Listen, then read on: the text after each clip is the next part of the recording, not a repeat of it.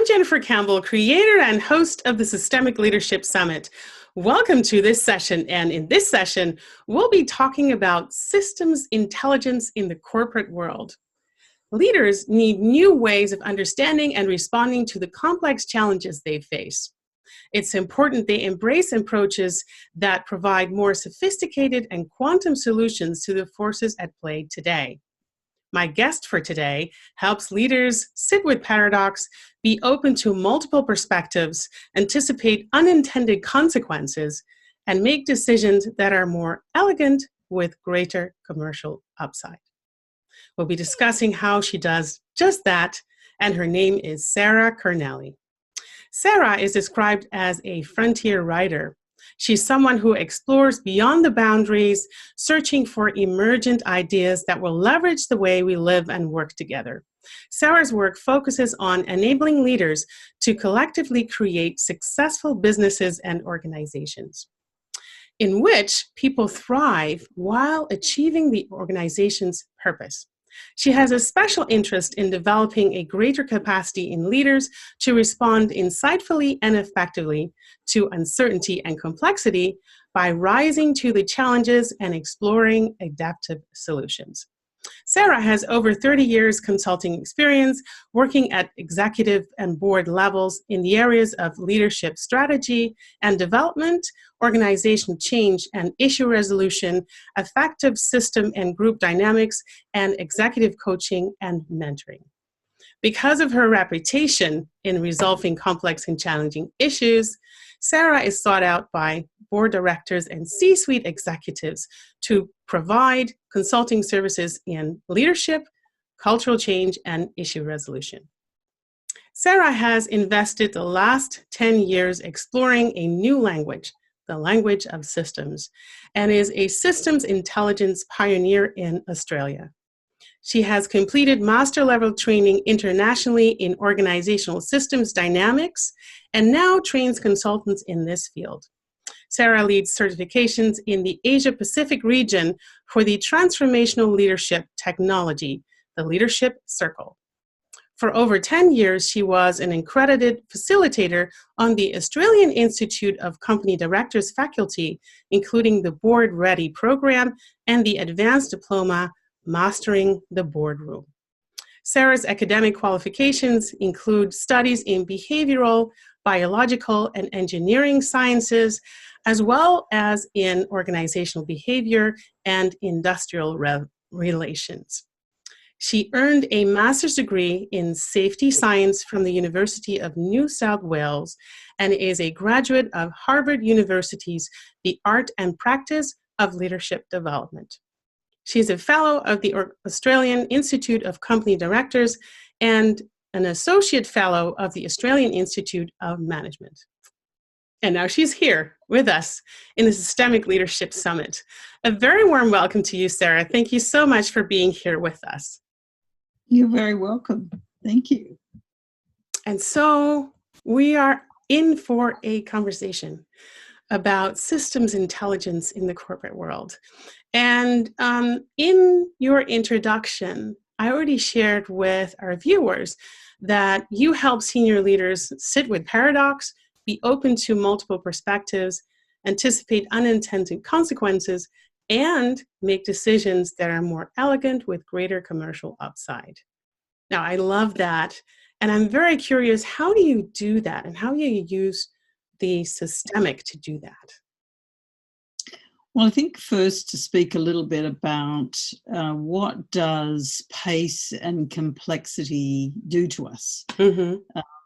Because really what happens, and the strong conditioning in the organisational environment, when there's a challenge, that you rise to the challenge, you get clear about your outcomes, and you get into action and you make things happen. Mm-hmm. And so in a world of pace and complexity, what people will tend to do is get more pace and more action-oriented, and want to move quickly. Yeah. And that is not necessarily the way that will enable you to handle complexity, and be wise and insightful in your actions. And so it can lead to lots of unintended consequences from rapid fire action. So one of the things that I work with first is creating the kind of environment where we can slow down. And it's slow down so that we can speed up, but it's slow down so that we can really sit with things. It's not about doing it for a long time, but it's actually creating spaciousness to sit with often these paradoxes, which often we want to resolve towards what will get us into action very quickly, or we're drawing on our past experience. So, we're really, in many ways, repeating the past, not creating the future. So how do we actually create conditions where we can slow down to contemplate and consider? And invariably, that is actually looking at things through different lenses and through different perspectives, and actually being able to hear every voice in the room, or every voice who has a concern, even the voices that we don't like, even the voices.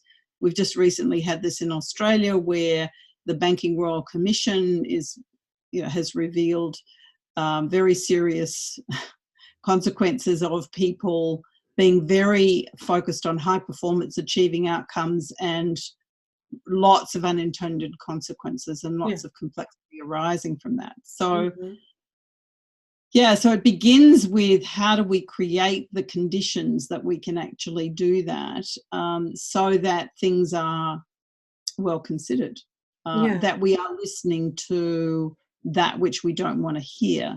It was interesting because that was one of the things that the CEO from one of the banks said when he came out from being grilled. We weren't listening to the voices that we didn't want to hear. So when we're dealing with pace and complexity, it's completely counterintuitive to slow down in order to consider that. And that's really what I'm doing, is creating those conditions.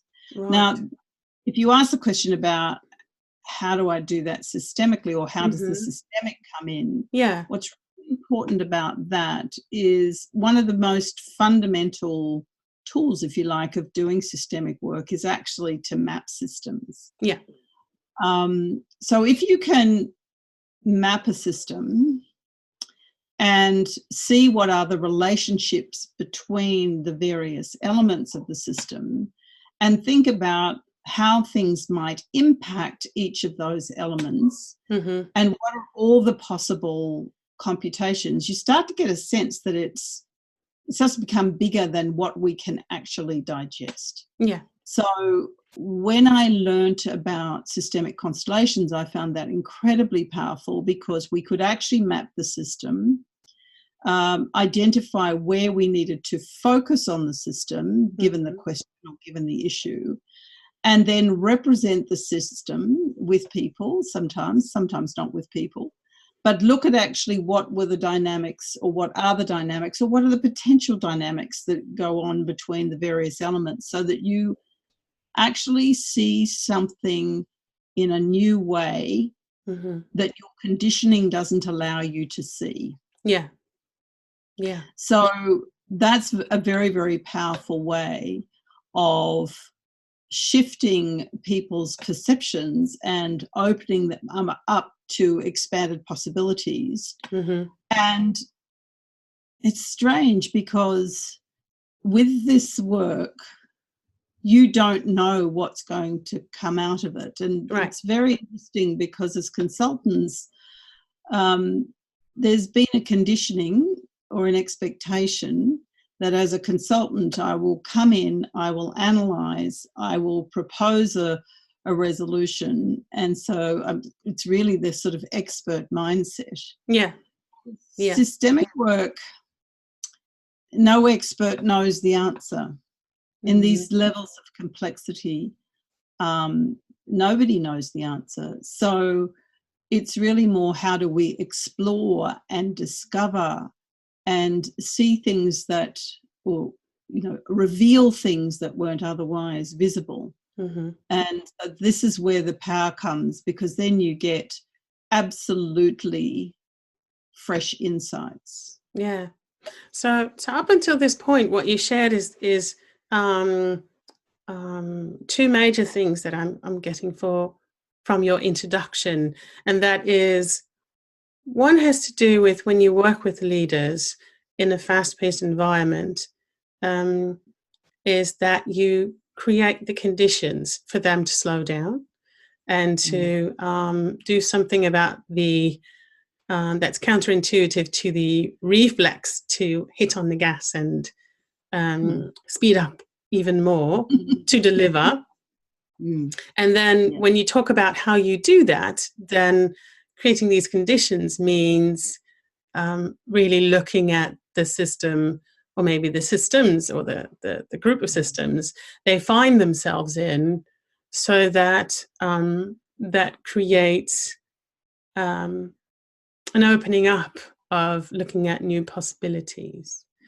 And there is, so it's a counterintuitive thing for the leaders, but it's also a paradigm shift for the people who work with them, so the consultants or coaches or executive mentors, to be in a place where they are in the unknown, and something that we'll also discuss in various other sessions in this summit. What is it like to be in that space of the unknown, and how can we help leaders or guide leaders to be there as well and be slightly more comfortable with that? So, so the space, and looking at the space and seeing the system, or the big thing that I get from you and how you work with leaders. Yeah, and I think you're raising something that's really, really important. And that is that there is some expectation that they will know and that they will have the answer. And I think for everybody, shifting into allowing, listening, relating, partnering, because it's something emergent, and it comes from the collective wisdom. It doesn't reside in one person. It actually resides in the collective. And so shifting from that kind of hero expert, I know, I should know, to actually the answer lies between, it's amongst us. And it's often in the subtlety, not in the gross.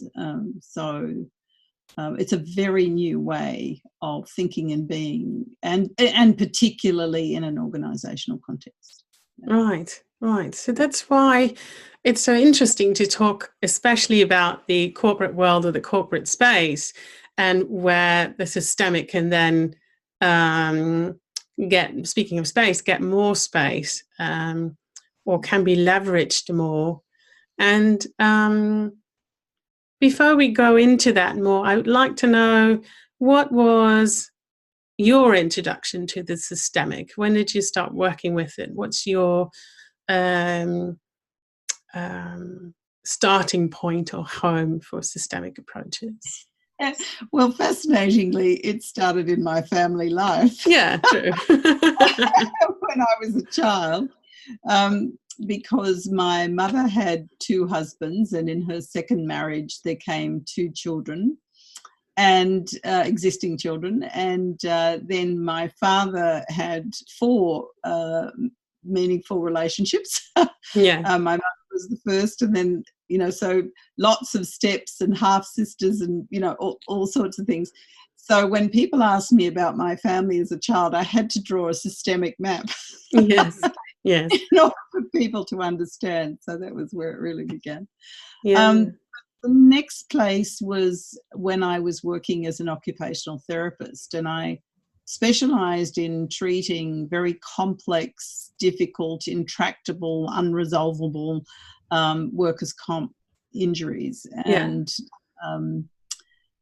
the only way that you could actually address these was from a systemic lens, and I became a specialist in that. And I didn't know what I was doing systemic. It was only later when I studied systems dynamics that I really realized that the reason that I achieved the outstanding results that I achieved at that time was because I was using a systemic approach. Yeah.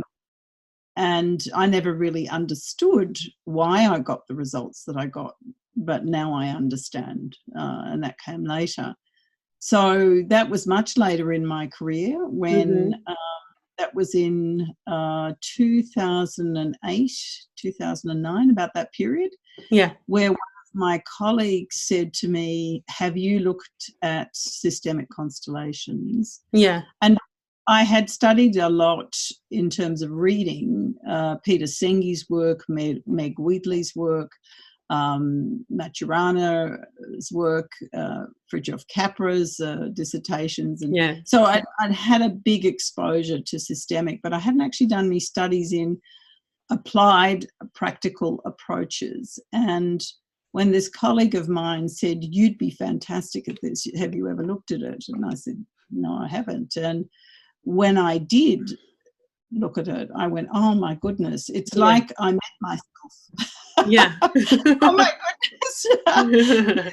You saw your own system. I didn't know there was a whole approach, a language, such deep philosophical roots in it, scientific roots in it. And so learning that and just feeling like I'd come home in terms of it was a language that I really understood. And then inspired really by, wow, imagine what would be possible if I learnt this language, given I was achieving the kinds of things that I was achieving without the language. And then it's just been like drinking from a fountain of youth. Because I watch, my heart, I have a compassionate heart for people in organisations, because I think what they do is very difficult. I think what leaders do is very challenging. I think it's potentially one of the most challenging things to do is to lead systems, lead complex places with so many dynamics at play and so many expectations on leaders. Yeah. So, and realizing the power of this to actually make their lives easier in terms to address such challenging situations, that was very inspiring to me.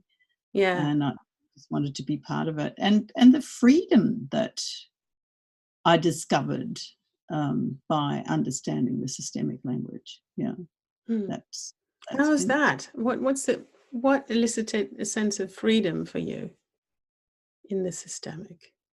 Well, just some of the things that we've been talking about. If you realize that you cannot have the answer, you cannot have the answer. It can only come from the collective. Yeah. Yeah. There's a freedom in that. There's kind of spaciousness arises as a result of that. It requires relationship. Well, human beings are wired for connection. So in some ways that's the challenge, because you've actually got to get better at relationships than you would otherwise be necessarily. Yeah. In a very much more sophisticated way. But and that lovely, I don't know if you remember, but I remember very much as a child playing with somebody else and together discovering something, and how exciting that was and how expansive that was. Yeah. And how enlivening and joy-filled that was. So there's just so many delicious human experiences that come out of the systemic perspective. Yeah. Because actually the systemic is all about the collective, and it is all about the interdependencies in the collective. Yeah. And the wisdom arises in the gap between, not in the objects themselves. And so, yeah, it's it's very, very enlivening and revitalizing and energizing. It's yeah. Wow, it's just there's a number of things that click for me when you share how the systemic came to you, or how you came to the systemic, depending on how you want to look at it. It's probably an interaction also. That how from an early age we get informed by our own systems, how to be in systems, and later on some of us go and fulfill leadership roles, and others go and fulfill executive coaching roles. But still, those initial experiences really give us this sense of, okay, what happens when I am in a collective, when I am building relationship, when I am positioning myself in the world.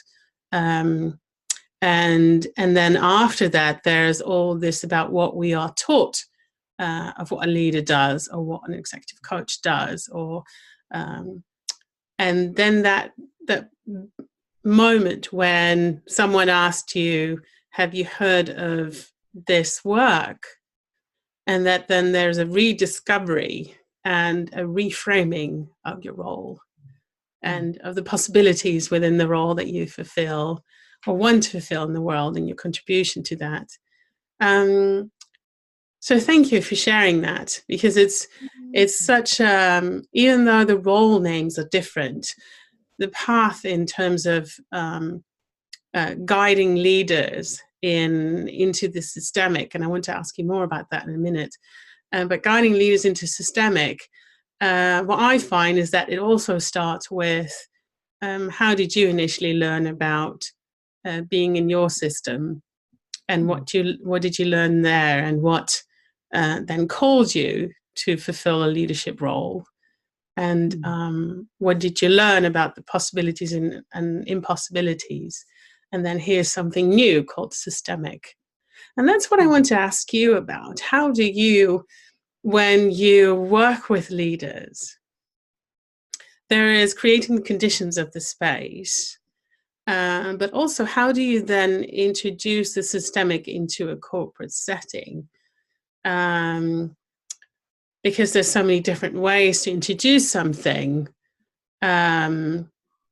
So yeah, I'm curious about how you do that, because there's a whole language to the systemic.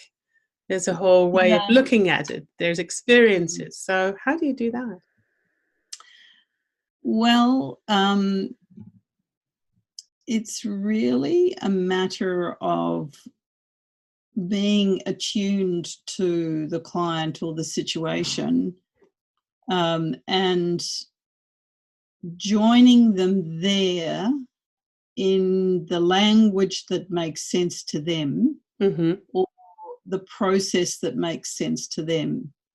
So I'm thinking just of one particular client who came to me with a very, very complex issue and was actually asking for coaching. And my assessment was that if we did it through a coaching format, it would probably take us 6 to 9 months to address the issue, maybe even longer.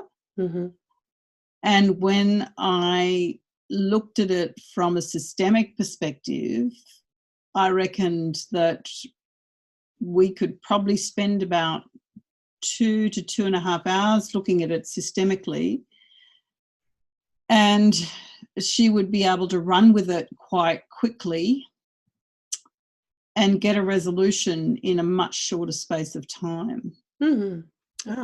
So I just said to her, are you interested? You know, we have a choice. We could either go the coaching route, which is the route that you've heard about me, and I would anticipate it would take 9 months, probably, possibly longer. Or there's a new approach that you won't have had any experience with, but if you were willing to give 2 to 2.5 hours, and we can explore it, and either that will give you a quantum leap ahead, or or we can revert to the coaching. And she said, I'm happy to try that. Yeah.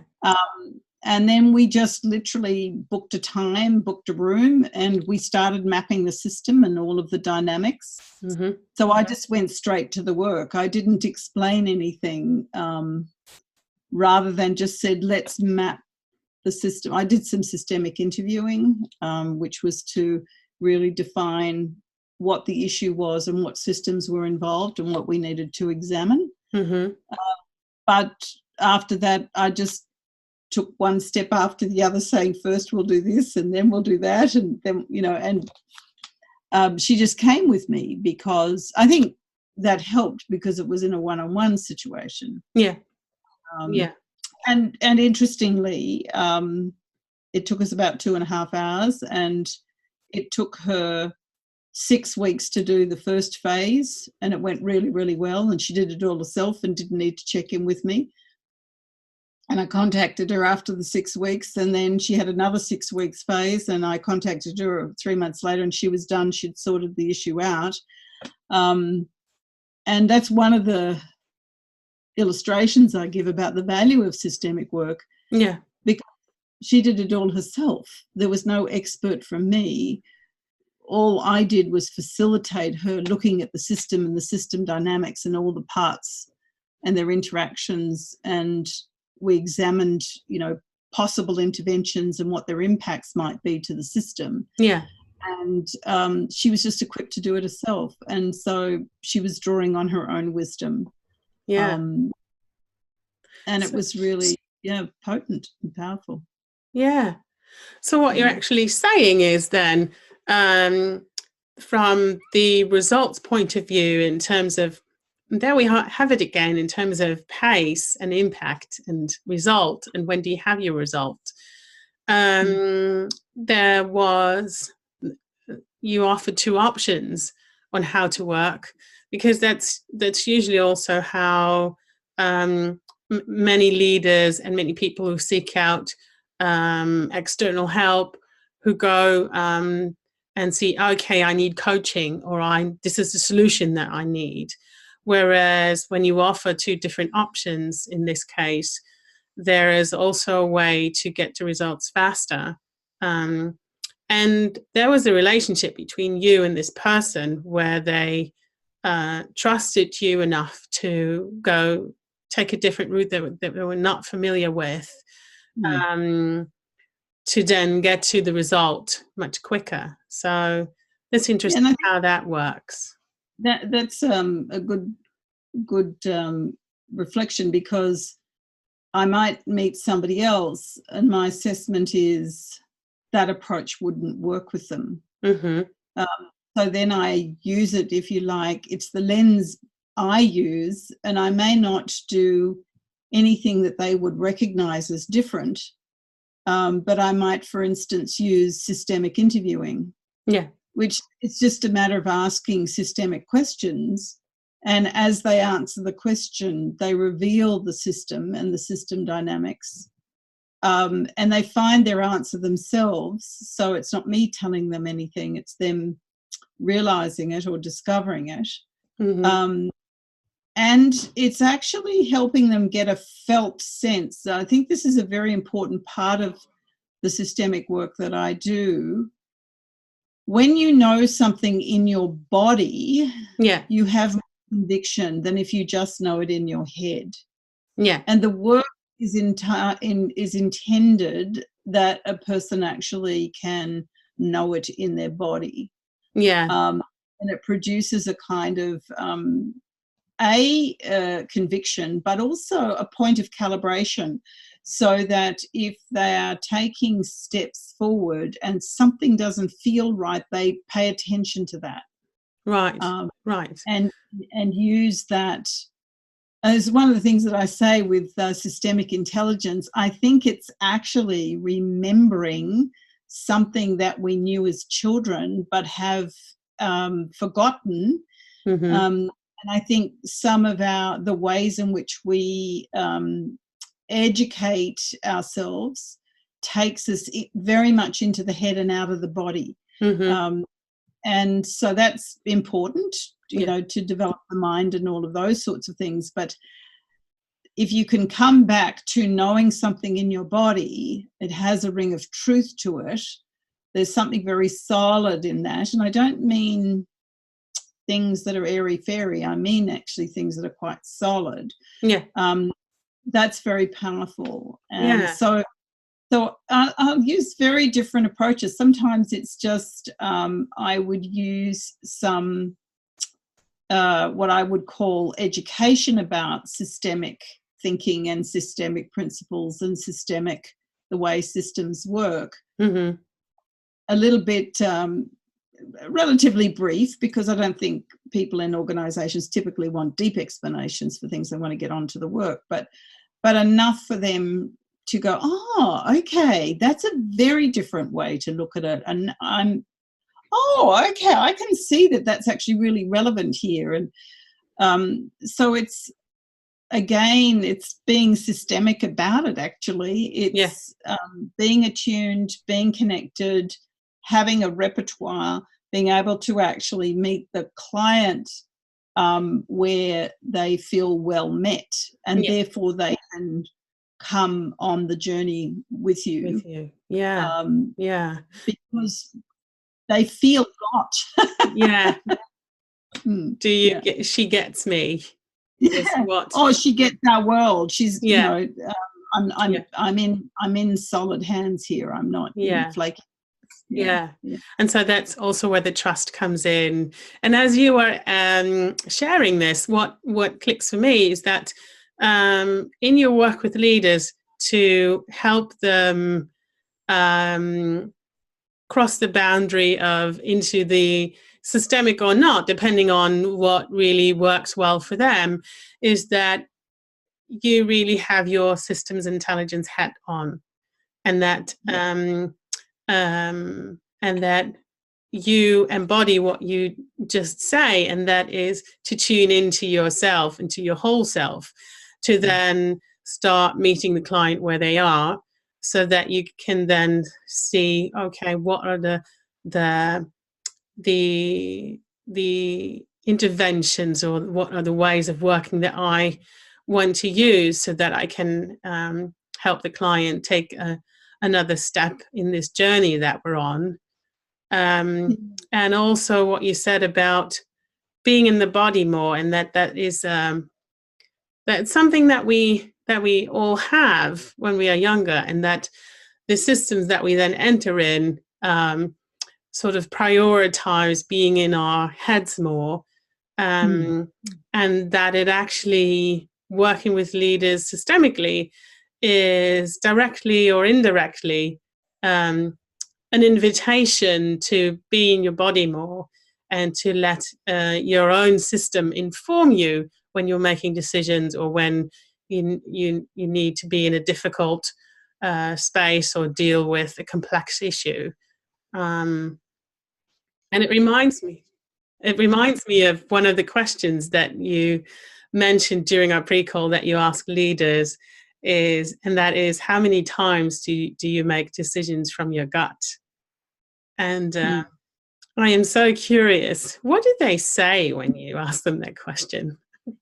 Well, it's interesting, because if you ask that question, I've asked that question a lot in one-on-one settings. Mm-hmm.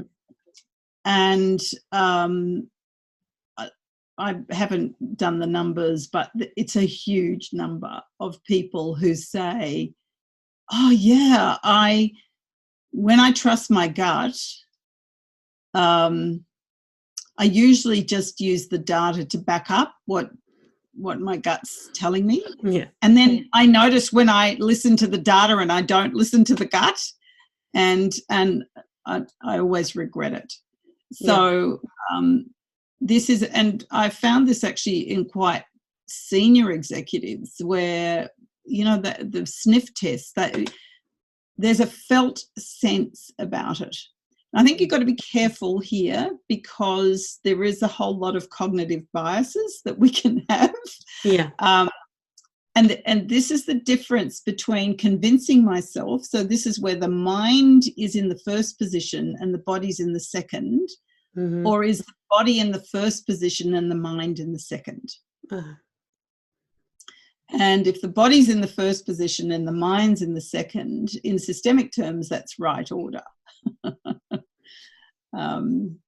So the development of our mind came second. The development of the body came first. Yeah. Yeah. What that also tells me then is that systems intelligence, which is very much in the whole system, in your whole body and not just in the mind, and that the mind can be in support of what your body is feeling or sensing or experiencing in its environment and how it wants to relate to its environment. And the development of the mind, how that came later. In one of our sessions during the summit, we also have someone who really explains how we developed as human beings and how our brains developed. Also, a brilliant session to look at, because it also sees how what came first and what function it has, and that it's such a shame that we feel that the mind then becomes dominant and that we can almost no longer access all the other functions that are in our bodies and that are still there. If they would not have a role, then they would have probably disappeared from our evolution, and they would no longer be in our bodies. But because we have them, why don't we use them and tap them more to see how they can inform us and what's to do next? Yeah, and that's the dilemma, because the neocortex, which is our thinking brain, is actually the synapses, biochemical reactions occur in the brainstem and the midbrain before the neocortex. So the neocortex is then affected by those parts of the brain. Yeah. So, So actually, if we can learn to listen to our body, and this is something that I do with leaders as well, not so much in the systemic work, but you could say this is about learning to manage their own system, their system as in their body and their consciousness. Yeah. Because that's kind of the smaller system. So there's how do you manage the system that lies within me, but then there's also the system between us, and then the system, you can almost look at the collective is in a series of subsets. So the system, for instance, of the division in which you operate, or the system of the profession that you're in, or the system of the organization that you represent, or system of the market that you happen to be operating in, or and so it goes on. So the collective is actually many, many layered systems. And then if you take some of the more advanced thinking, which is really looking at the whole human race as a system and the planet as a system. Yeah.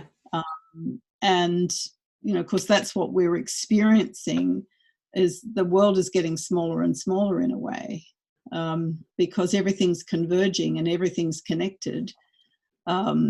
And so with that interconnectedness, everything has an impact on everything else. So learning to actually realize that we're part of the system and we're subject to the system, because we often have this illusion that we're separate from the system, but we're not. We're actually part of it. Yeah. And so systemic intelligence is, I think, so exciting because it helps us navigate that idea without feeling like we're a grain of sand in this complex thing. We're an active part in it, and in fact we can influence the system by being respectful of the system and the system dynamics. Just like in a team, you need to be respectful of all the human beings and all of the forces at play, but it's like take this out to a much, much bigger level. Yeah. I would like to, as an illustration of what you just mentioned about the interconnectedness, about the ever smaller and the ever bigger nested systems, and a system that always has a context that's a system again. How you work with leaders navigate that, and also the interconnectedness between maybe what's going on in their own systems, their own bodies, or their own smaller system of them individually, or them and their leadership teams, and the parallels between that and what's going on in their organizations or their industries. So I'd like to talk to you about some examples of what you experience of those dynamics. Well, I think what comes to mind instantly is when I did a piece of work for a pension fund, where the legislation had changed. So, systemically, pension fund is in the financial markets. Yeah. So that's global financial markets. Yeah. The regulator in the country had changed the way that they were to operate. Yeah. So there was a local dynamic going on. And then it's interesting because this particular pension fund had gone to a lot of the major consulting firms looking for a resolution to this very, very difficult dilemma. Yeah. And nothing worked. Yeah. And so what we did with that, they happened to come to this workshop where I was doing a piece of work, and we mapped the system, and really were then, how do we think about it? Is this a universal dynamic? Is there something that's actually going on that's, the big, broader global system around the financial markets? Or is it something that's very specific to the country and what's going on? Or is it specific to the industry?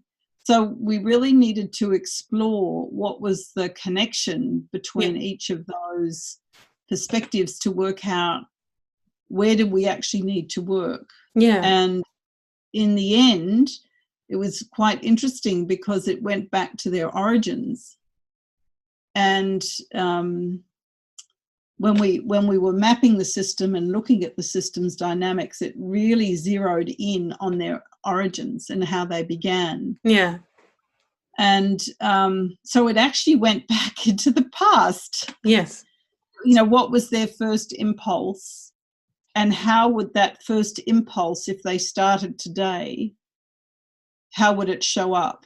Yeah. And when they connected with that, they actually found their answer to their dilemma. And so it was, moving through different systemic perspectives to find where was the movement, where was the juice, if you like, for what they were looking for. Right. And so again, the systemic principle, one of the things that you look at through the particular approach that I use, very interested in what was the initiating impulse, what was the purpose, what was the service to society by the enterprise coming into being. And that's really, really important, because if that's not being expressed, then the system is not true to itself. Yeah. So it's going to have things going on that are trying to get attention on the place where the attention's needed. Yeah. And so systems, desperately trying through disruption, disorder, all the kinds of difficult symptoms that people experience with organisations to find the answer. So that's one that comes to mind when you first ask that question. Yeah. And so I find this so fascinating that by looking at the origin again, but also at where are we actually creating disruption and chaos, are both places that inform an organization as to what's going on. Where do we see the origin of the problem, or where do we see what our original purpose and intention actually was? And and how do we put that out in the world, and what does that mean if we look at it again, but then in the current context of today? And also how the system is self-corrective. So as soon as it can no longer align with its own purpose, then two things can happen. It can just die and disappear, or it can do everything it possibly can to get back on track. And so all these, the disruption and the chaos is actually in service of getting back to the purpose. Yeah, and I think that's so important to understand, that when there is, as you say, disruption or disorder or symptoms of some kind, we can be, it's a little bit like when you have a headache and you just want the headache to go away, so you take a Panadol, and actually taking the Panadol might mask something more serious. And so you go on and on and on. Meanwhile, the issue is compounding. So the notion that when there's a symptom, how do I listen? It's like taking a stethoscope, or, how do I actually not be disturbed by this? Be grateful that actually the information is trying to get through to me. And then how do I listen systemically? And this is what the language of systems is all about. What are the ways in which organizations communicate about, and through the symptoms? And the symptoms are always the things that frustrate us. But that's the system talking to you. And if we can learn to listen to the system, then it will guide us, just like our body does. If we really learn to listen to our body, and learn the language of our body, it will guide us. Yeah. It's so interesting. What you're just saying reminds me of something that I read a while ago in actually Jan Jacob Stam's new book, together with Barbara Hogenboom here in the Netherlands, on systemic leadership, where they write problems in the organization are actually solutions. And so the problems should not be suppressed, but actually should you should actually look at them and see, how is this a systems way, option, attempt to show what's actually going on, and that it's trying to compensate for what's going on and trying to solve what's going on. And so instead of calling the symptom a problem, actually the symptom is an indication of where to look and to start solving deeper underlying issues. Yeah, that's what the bank was saying. If they'd listened to the voices that they didn't want to listen to, those voices would have told them exactly what they needed to pay attention to. Yeah. And it makes me think of another client, an HR exec brought forward a case. There was someone who had been with the organisation for, I think it was about 30 years, or coming up for 30 years, had been with the organisation. And the general manager of that particular area had decided, look, she's just not getting on with the change. She's not getting on board. She's just stuck in the past. She's loyal to the past, and, we can't continue on like this. She's got to go. And the HR director just wanted to have a look at the situation to work out what was the best path. And the piece of work revealed that, in fact, this particular person was being an advocate for something that was being forgotten. Okay.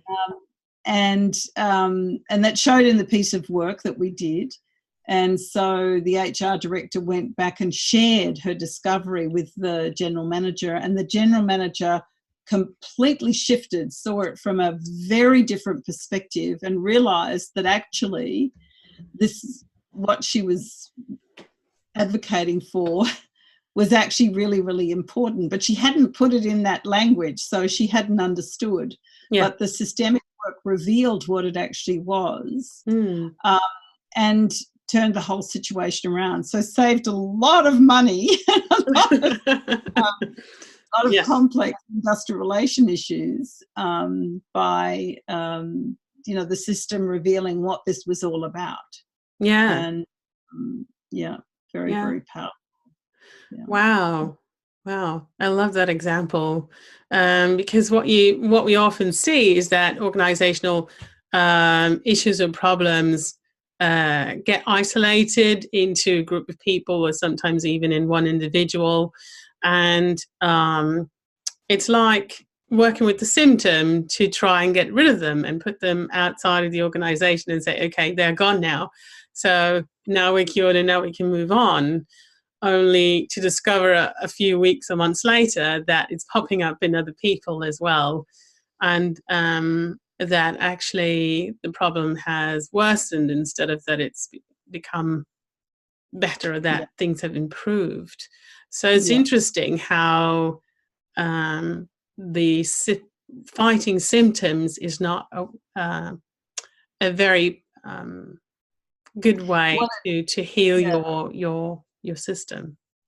Yeah, if you haven't understood its systemic message, that's when you can have sometimes quite serious unintended consequences that arise. And I think that's something that you said earlier about what's the connection between your personal system and the collective system, because we can have something in our own history and story that means that a system can take you in service. It's like, okay, you have what we call the valency for something.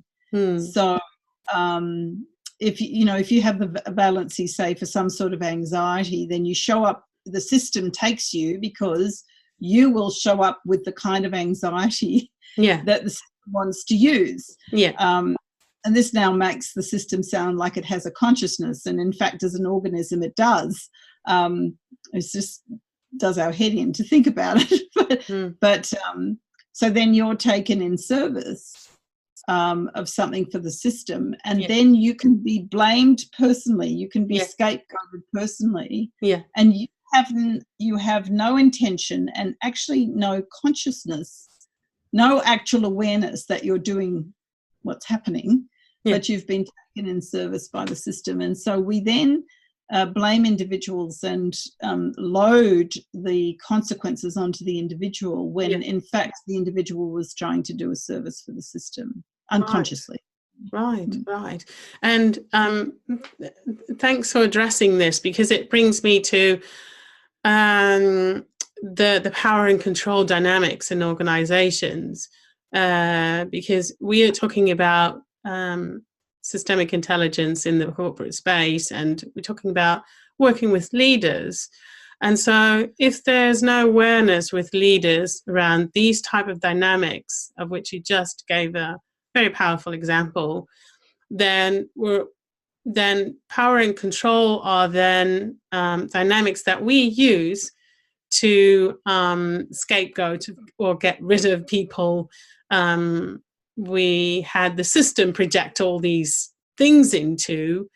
And on the other hand, when we look at the individual, and that could be any one of us, awareness about what triggers us or what we are susceptible to can also give a lot of insight in terms of, okay, if the system is inclined to take me for something, then being aware of what that is can help inform the system on both ends. So there is, do you know where I'm getting at? It's the how do we shape our leadership role when all these dynamics are going on, and what do you do with power and control, and do you use it or do you not use it And how Well, does it fit next to the systemic view? Yeah, I think there's a first thing to be aware of, and maybe I can illustrate it. Mm-hmm. So we do this in the training when we're training consultants to do this work. Mm-hmm. See, when you're a consultant, if you think about the dynamic as a consultant, there's an organization, it has a need, you're invited in to help with that need. You come in and you help with that need. Yeah. Right? So consultants can love finding problems to solve, to be helpful. And so they have a valency to be drawn into situations to take responsibility to resolve them. Yeah. And sometimes, actually, it's really important that you don't resolve it, that the person in the organization resolves it. Yeah. So as a consultant, you actually need to be very mindful that you may well have this valency for stepping into situations where others will place responsibility on you, and they can abdicate some responsibility, and then they can blame you when it doesn't turn out the way that it should. Yeah. So that's a very simple way of illustrating it. It's also, if there's been something out of exchange regarding power and authority. Mm-hmm. So this may have happened in your family life where you had to step up and take responsibility above your years. Yeah. Just because of the situation. So there is this tendency, and that can make you have the tendency towards power and control. Mm. But you don't have a right relationship with the power and control. Mm. And so this is where there's basically three systemic principles that are really important. One is, do you belong in the system or not? And that's a little bit what I was talking about with the consultant. What's your place in the system, and are you occupying the right place? And that's belong. Yeah. And this can be, for instance, when somebody who's been in the organization a very long time, say like 30 years, that you think you know all the answers. Well, just because you've been there 30 years doesn't mean you know all the answers. So what's your right place? Yeah. And then there's the orders. So this is the notion that hierarchies are actually important. Mm-hmm. There's hierarchies in organizations can change. So they're dynamic. But in certain situations, in terms of responsibility for the whole system, the CEO is in the number one position. Yeah. Responsibility for the finances, the CFO is in the number one position in the specialty area, but not in terms of for the whole organization. So it's like a mobile situation. So the third area is exchange, that we must be in exchange. So there must be a value exchange, and an exchange that's always a little bit out of kilter so that it continues going backwards and forwards. It's not an equal situation. It's more like a moving, not like a seesaw, but like a balance. And those are three systemic principles. So if you have got your exchange with power out of balance, then you'll be using power inappropriately. Right. If you've right relationship with power, you'll use power appropriately. Right. It's a little bit like as a parent, if a 2-year-old runs out on the road, you better use your power and your control really actively. That's a right amount, right proportion. And then you find other people who don't have a healthy relationship with power and control. Therefore, they give it up and they give it over to other people. So this is, it's not that power and control are necessarily good or bad. Is it in right relationship for the situation? Right. Is it in a healthy exchange? Because if it's in a healthy exchange, it's in service. But if it's not in a healthy exchange, it's not in service. And so so if you're seeing a lot of power over, the exchange is not correct. Right. But you might see power with, and there the exchange may well be correct. Yeah. Yeah. So thank you for restating these three. So I'm just summarizing them again. So they have to do with what's your place in the system. And that's not the same as what you have in your business card. But your role in the system, your contribution to the system has a particular place. That's right. And then there's the order, and usually that's about who comes first.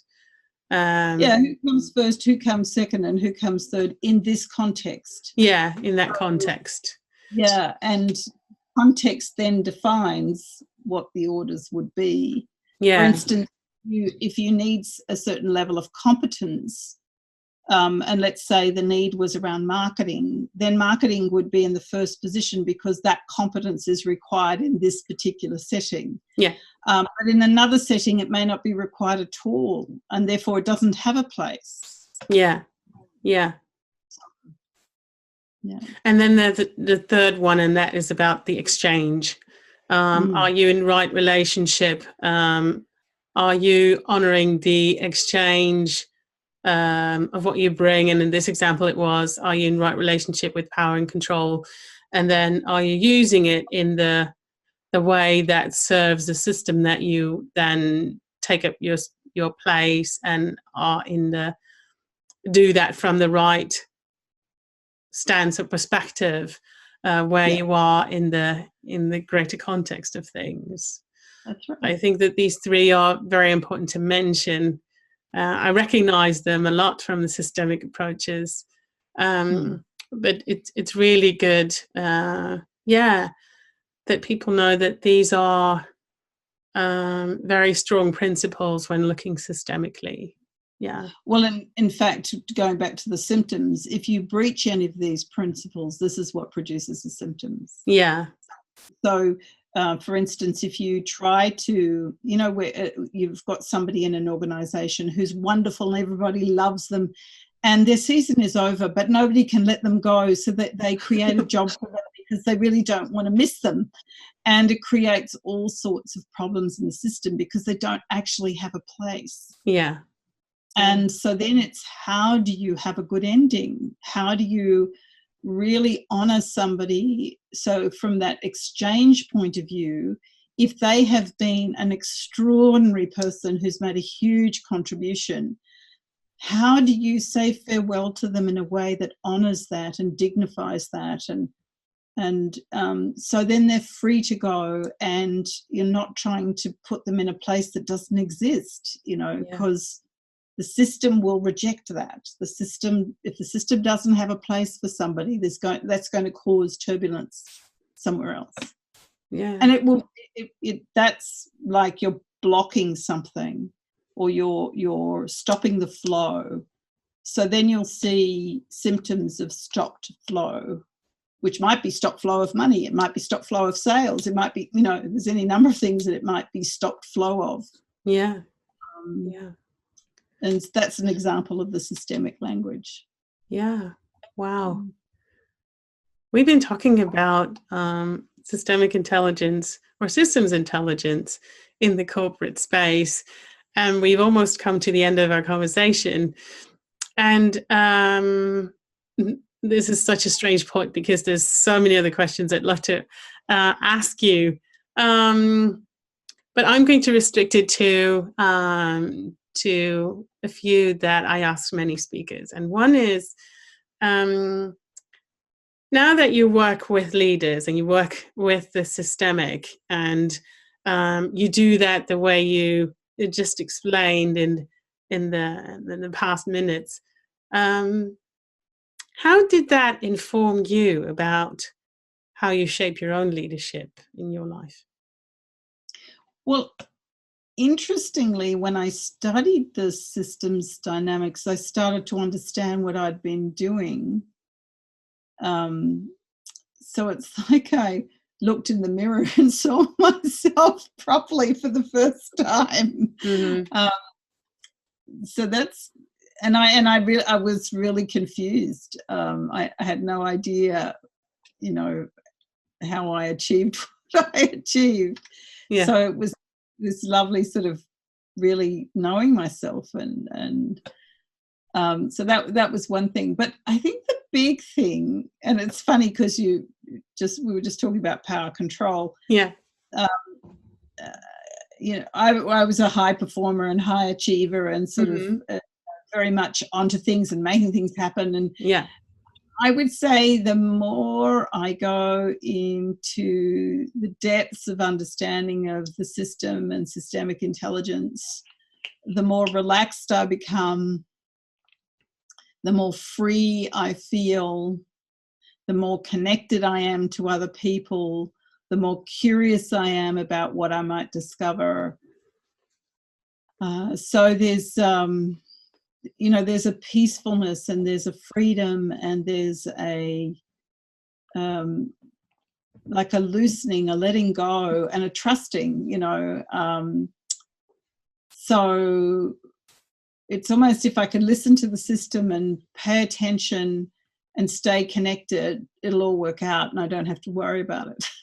So I feel it's about expansion and freedom and leverage, and strangely returning much more to the quality I had as a child of curious about the world, and exploring and discovering, and finding that my world gets bigger and bigger and bigger in a really delightful way as a result of it. Yeah. Less stress, more calm, joy, those sorts of qualities, which, in a world of pace and complexity, my goodness me, we need that. We need that. Yeah. Yeah.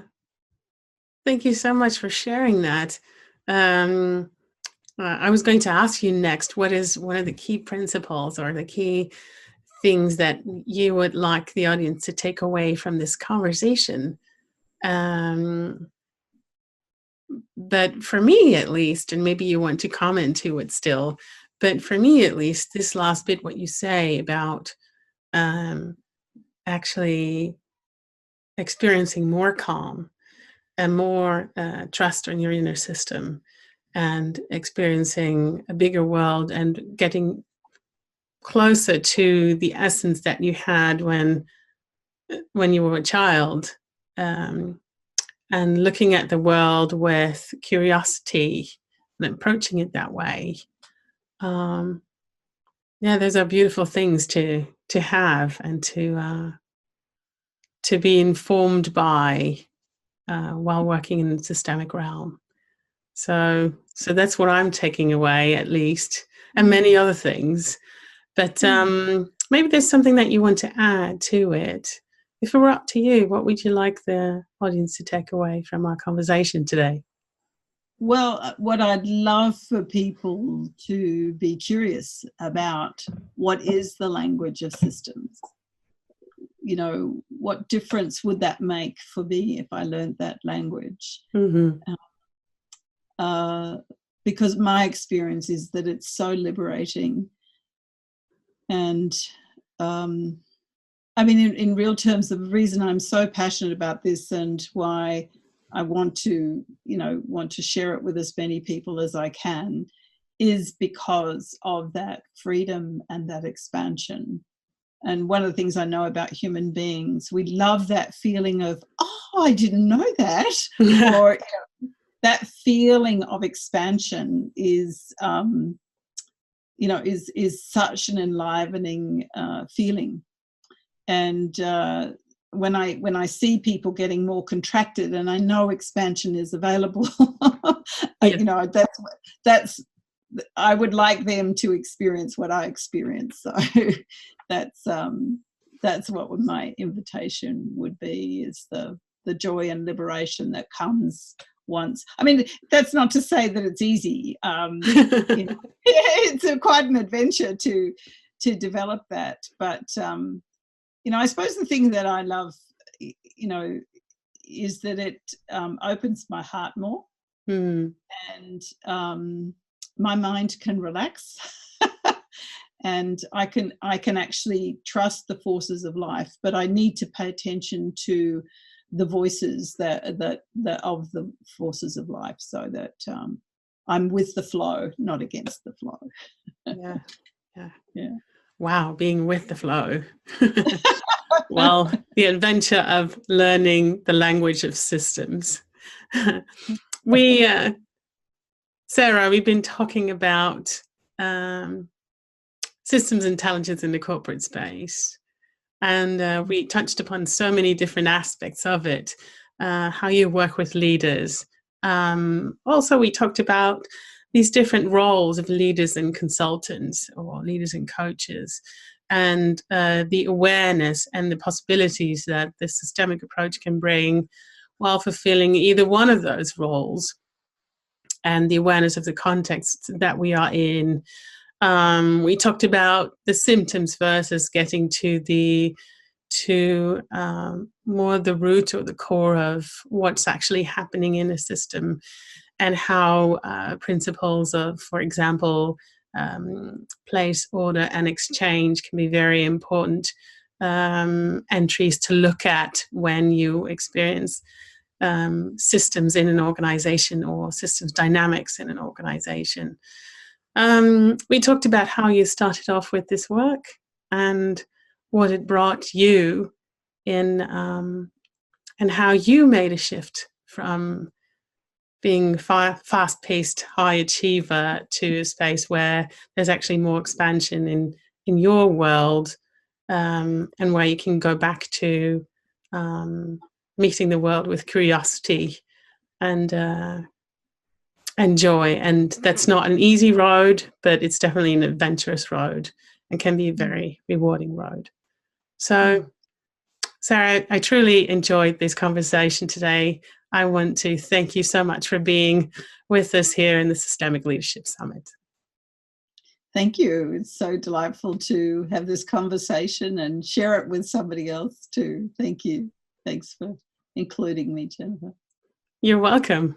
And it's not just me that you've been sharing it with, because to all of you who are also watching this session, I hope you really enjoyed it, and that is also that you're taking on the invitation that Sarah made about learning the language of systems, and there is ample opportunity here in the Systemic Leadership to do so. If you want to take the conversation further, go to our online community space of this summit. Thank you so much for tuning in today. See you next session. Bye-bye. Bye.